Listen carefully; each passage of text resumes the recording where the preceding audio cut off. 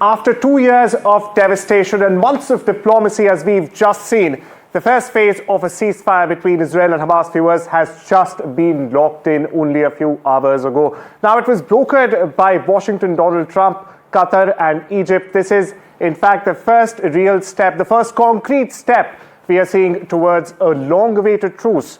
2 years at that, and the details matter, and that's exactly what we are getting into.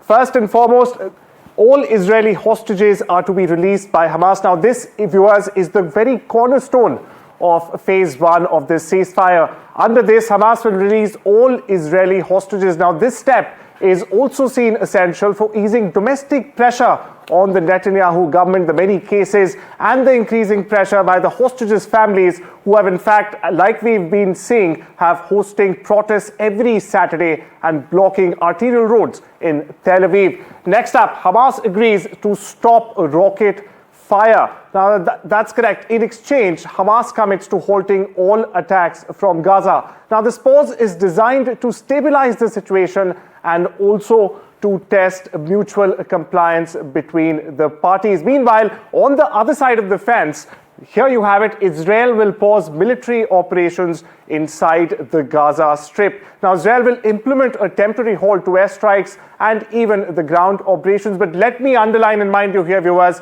it's only a conditional pause and not a full withdrawal, as we are giving to learn. Something that also signals caution as much as it's being welcome.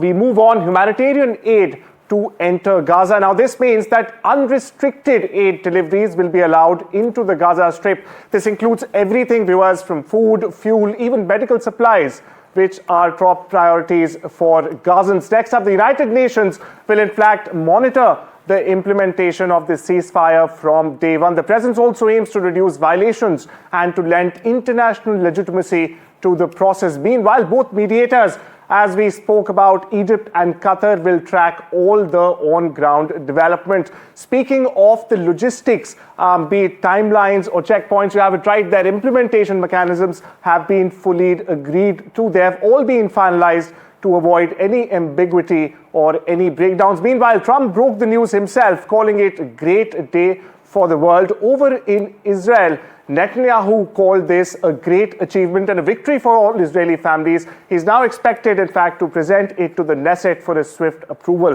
While praising Trump's role, meanwhile, Hamas has warned that the US must hold Israel accountable if the deal is to succeed, or in case if falls through. Viewers, it's a fragile but a vital beginning, with hostages to be freed, weapons to be silenced, and even aid to flow in. Phase one is just setting the tone.